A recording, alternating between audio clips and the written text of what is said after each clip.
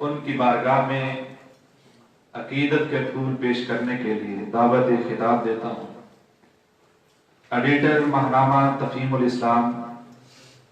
نامور صحافی کالم نگار محترم جناب حمید اللہ خان عزیز، وہ احمد پور شکیہ سے تشریف لائے ہیں، وہ آپ کے سامنے مخاطب ہوتے ہیں۔ گزارش ہے کہ سب حضرات ٹائم کا ضرور خیال رکھیں تاکہ سب کی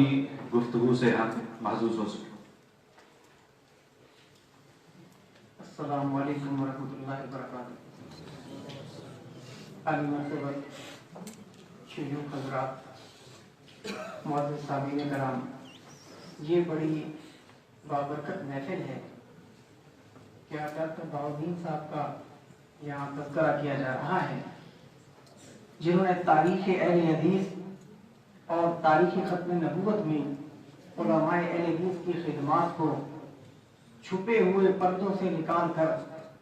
آج دنیا کے سامنے اس بات کو واضح کر دیا ہے کہ ختم نبوت پر ڈاکہ ڈالنے والے کون لوگ ہیں، اور وہ لوگ جنہوں نے ختم نبوت کی خدمت کی وہ صرف اور صرف اہل حدیث ہیں۔ اور ڈاکٹر صاحب کی وجہ سے پوری ایک تاریخ اہل حدیث کی سمٹ کر سامنے آ گئی ہے۔ حضرت میاں نذیر سے دہلوی سے لے کر آج 2018 تک پوری تاریخ کا ایک نقشہ سامنے آیا ہے، ورنہ ہم لوگ یہ جانتے نہیں تھے کہ وہ کون سے مشاہیر علماء اہل حدیث ہیں جنہوں نے مرزا غلام احمد قادیانی کا ناطقہ بند کیے رکھا۔ حضرت مولانا ثناء اللہ صاحب کی کیا خدمات ہیں، حضرت مولانا محمد حسین بٹالوی کی کیا خدمات ہیں، حضرت مولانا عبدالحق غزنوی رحمہ اللہ کی کیا خدمات ہیں، اور وہ چور دروازے آج بند کر دیے گئے ہیں کہ جن پردوں کے پیچھے چھپ کر بعض جماعتیں اور بعض لوگ یہ پروپیگنڈا کرتے تھے کہ ختم نبوت کا پرچم تو ہم اٹھانے والے ہیں۔ آج ڈاکٹر صاحب نے لاکھوں صفحات مرتب کر دیے ہیں، اور نوجوان نسل کے لیے، خاص طور پر ہمارے لیے اور نوجوان کی فکر کے لیے انہوں نے یہ دستاویز مرتب کی ہے تاکہ ہم اسے آگے پھیلائیں اور ختم نبوت کے جھنڈے کو تھامے رکھیں۔ اور یہ بات میں ڈنکے کی چوٹ پر کہتا ہوں کہ انشاءاللہ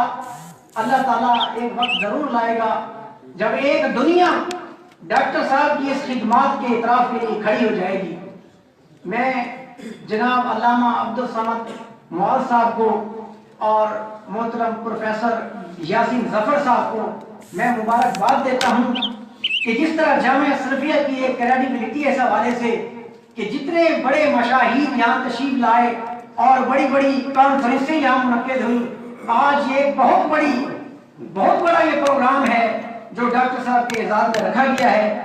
میں تمام احباب کا بھی شکریہ ادا کرتا ہوں کیونکہ میں بھی ڈاکٹر صاحب کی ٹیم کا ایک چھوٹا سا کارکن ہوں کہ آپ حضرات یہاں تشریف لائے۔